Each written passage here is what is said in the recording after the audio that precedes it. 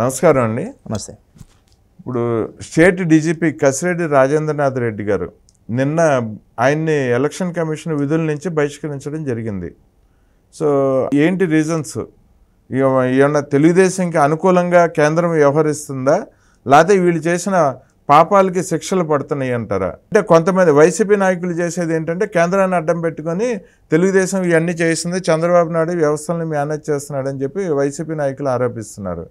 కానీ ప్రజలకైతే అన్ని విషయాలు కళ్ళ ముందు కనిపిస్తున్నాయి, ప్రజలందరికీ అర్థమవుతుంది జరుగుతుంది ఏంటో. మీరు ఈ రెండింటిని ఎలా విశ్లేషిస్తారు? అసలు ఆయన ఐపీఎస్ అనే దానికంటే ఐఆ సర్వీస్ పోలీస్ అంటే సరిపోతుంది. ఐపీఎస్ కంటే ఐఏఎస్ అంటారు. ఐఆర్ఎస్ అంటే ఐఆర్ఎస్ అంటే రోజు మార్నింగ్ అయ్యా ఎందుకని అనాల్సి వచ్చిందంటే ఒక డీజీపీ స్థాయిలో ఉండి ఒక ఎంతో బాధ్యతమైన పోస్ట్లో ఉన్నప్పుడు తన బాధ్యతను నిర్వర్తించాలి. అవును. అండ్ బాసులకే బాస్. ప్రజలందరూ ఇవాళ పోలీస్ వ్యవస్థ అంటే ఒక నమ్మకం. ప్రజలందరూ ఆ గుండెల మీద చేసుకొని హ్యాపీగా ఉన్నారంటే పోలీస్ వ్యవస్థ పటిష్టంగా ఉంటేనే ప్రజలు శాంతి భద్రతలతో బాగుంటారు. ఖచ్చితంగా. అలాంటి బాసే ఒక వికృతమైన నియంతకి కొమ్ము కాస్తూ తను కూడా చిన్న నియంతలాగా తయారైపోయి వ్యవస్థలను అడ్డం పెట్టుకొని ఇష్టానుసారం కేసులు పెట్టుకుంటా ప్రజలు నానా ఇబ్బందులు పెట్టుకుంటూ వచ్చాడు ఇన్ని సంవత్సరాల్లో. అసలు ఎందుకంటే ఒక చిన్న ఎగ్జాంపుల్ అండి, చంద్రబాబు నాయుడు గారిని 53 రోజులు అనవసరంగా అసలు స్కిల్ డెవలప్మెంట్ కేసులో అరెస్ట్ చేశారు. 53 రోజులు అక్రమంగా బంధించారు, జైల్లో పెట్టారు. ఈ అక్రమంగా బంధించి సాక్ష్యాలు అనేవి లేవు, కోర్టులో సబ్మిట్ చేస్తుంటే వారానికి పొడిగించుకుంటూ వచ్చి డ్రామాలు ఆడారు. అసలు సాక్ష్యాలు ఇప్పటి వరకు ఈ రోజుకి లేవు, ఈ రోజుకి సాక్ష్యాలు లేవు. ఇంకోటి ఏంటంటే వారంలో సబ్మిట్ చేస్తామని ఒక సిఐడి కేసు బనాయించినడేమో అస్సాం బయట కాగితాలన్నీ తగలబెట్టి. అవును. రేపొద్దున అన్నీ వస్తాయి బయటికి. ఈ 53 రోజులు పడ్డ కష్టం ప్రజలందరూ, ఇప్పుడు కార్యకర్తలు అంటే ఎలాగూ తెలుగుదేశం పార్టీ కార్యకర్తలు నాయకులు అందరూ కూడా బాబు గారు అంటే ఇదిగా అంటారు, దేవుళ్ళలాగా చూసుకుంటారు ఖచ్చితంగా. అవును. అలాంటిది కామన్గా ఆయన వల్ల రూపాయి లాభం పొందినోళ్ళు కూడా ఇది అన్యాయం అక్రమని రాష్ట్రం, తెలుగు రాష్ట్రాలు అయితే ఏంటి, పక్కనున్న కర్ణాటక అయితే ఏంటి, తమిళనాడు ఏంటంటి, ఎక్కడ ప్రపంచం మొత్తం ధర్నాలు చేశారు. అట్టుడికిపోయింది. అవును. అసలు సాఫ్ట్వేర్ ఇంజనీర్లు అయితే గచ్చిబౌలిలో 40,000 మందితో మీటింగ్ పెట్టేసి ముక్త కంఠంతో బాబు బ్యాక్ అని చెప్పి మాట్లాడారు. అవును. ఎందుకు వచ్చారు వీళ్ళంతా?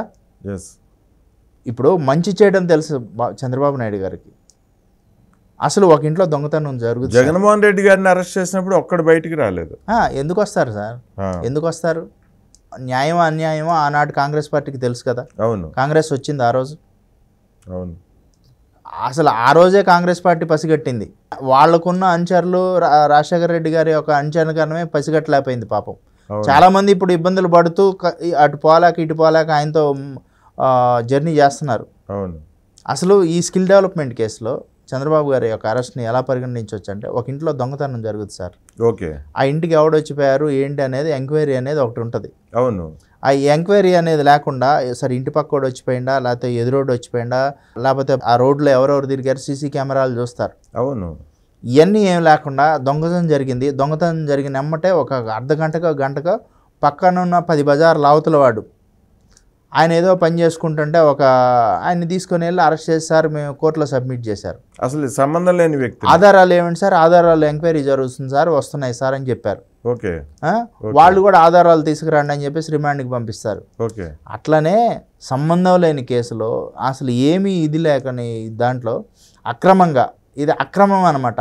ఎంత అన్యాయం అంటే, తెలుగు జాతి గర్వించదగ్గ ముఖ్యమంత్రిగా 14 సంవత్సరాలు ముఖ్యమంత్రిగా ఉండి 14 సంవత్సరాలు ప్రతిపక్ష నాయకుడిగా ఉన్న చంద్రబాబు నాయుడు గారు అవును అరెస్ట్ అనమాట. ఎంత ఘోరం అంటే అంత ఘోరం. తన్ని 53 రోజులు బంధించారు. వీటన్నిటికీ మాత్రం ఈ డీజీపీ రేపొద్దున బాధ్యత వహిస్తాడు. నిన్న పైగా ఆయన జైల్లో ఉన్నప్పుడు దోమలు కొడుతున్నాయంటే దోమలు కొట్టకుండా రంభావరసి వచ్చి కన్ను కొడతాయా అని చెప్పి రోజా గారు మాట్లాడటం కూడా జరిగింది. ఇలాంటివన్నీ మాట్లాడినా ఆ డీజీపీకి అవన్నీ ఏం వినపడవు. వాళ్ళు ఏదన్నా ఉంటే ఏదన్నా ఇష్యూలు జరుగుతున్నాయంటే అటువైపు మీరెందుకు పోతారంటాడు. అవును. చెప్పులు ఇసిరేపిస్తాడు, రాళ్ళు ఇసిరేపిస్తాడు ఏదైనా ప్రోగ్రామ్ జరిగిందంటే. ఇవన్నీ చేసుకుంటూ వచ్చాడు. రేపొద్దున ఈయన మెడకి తాడు కాదు చుట్టుకుంది, ఉరితాడే ఖచ్చితంగా. ఈ రేపొద్దున ప్రతిపక్షాలు ఈ యొక్క తెలుగుదేశం పార్టీ, జనసేన, బీజేపీ అధికారంలోకి వచ్చేదాకా ఖచ్చితంగా ఎంక్వైరీ చేపిస్తుంది. ఆయన మీద విచారణ ఆయన వేరే విచారణ అంటే ఎవరైతే అన్యాయంగా పాలన చేశారో, అన్యాయంగా ప్రజలను ఎవరైతే ఇబ్బంది పెట్టారో, ఓకే, కార్యకర్తలు అనే వాళ్ళు చెప్తారు, ప్రజల్ని ఎవరైతే ఇబ్బంది పెట్టారో ఖచ్చితంగా స్పష్టమైన పాలన ఉంటుంది. నిజమైన పోలీసు అధికారులు మాత్రం రేపొచ్చే ఎన్నికల్లో గెలిచిన ప్రభుత్వంలో నిజమైన పోలీసు అధికారులు ఉంటారు. మంచి ప్రవర్తన కలిగిన పోలీసు అధికారులు ఉంటారు. వీళ్ళని మాత్రం అంతకుముందు డీజీపీ కూడా అంతే కదండి. అవును, అంతకుముందు అతను కూడా అంతే కదా. అవును, ఆయన ఏది చెప్తే అది చేశాడు. అవును, గౌతమ్ సవాంగ్, అవును, ఏంటి అచ్చెన్నాయుడు గారిని 90 రోజులు జైల్లో పెట్టారు. పుల్ రవీంద్ర గారిని 56 రోజులు. అవును, రఘురామకృష్ణరాజు గారిని తీసుకొచ్చి ఒక ఎంపీని కొడతారండి ఎవరన్నా. సంగం డైరీ చైర్మన్ నరేంద్ర గారు, దూలిపాల నరేంద్ర గారిని అరెస్ట్ చేశారు. ఎన్ని అరెస్టులు, ఎన్ని మర్డర్లు. అవును, ఒక డాక్టర్ని చంపారు. ఎవరన్నా మాస్క్ అడిగిన పాపని డాక్టర్ని చంపుతారు. సుధాకర్ గారు పాప, అవును, అన్యాయంగా చంపేశారు. అవును, ఇవన్నీ ప్రజలు చూడలేదా? అంటే ఇప్పుడు అతను కూడా బాధ్యత అవుతాడు. గౌతమ్ సవాంగ్ ఎక్కడున్నా కానీ ఈయన కూడా, వీళ్ళిద్దరూ మాత్రం ఈ యొక్క రక్షణ వ్యవస్థను మాత్రం నిర్వీర్యం చేసి పడేశారు. ఖచ్చితంగా రేపు పొద్దున ఎన్నికలు జరిగాక కూటమి అనేది తెలుగుదేశం, జనసేన, బీజేపీ దిగ్విజయమైన మెజార్టీ అయితే స్పష్టమైన మెజార్టీ వస్తుంది.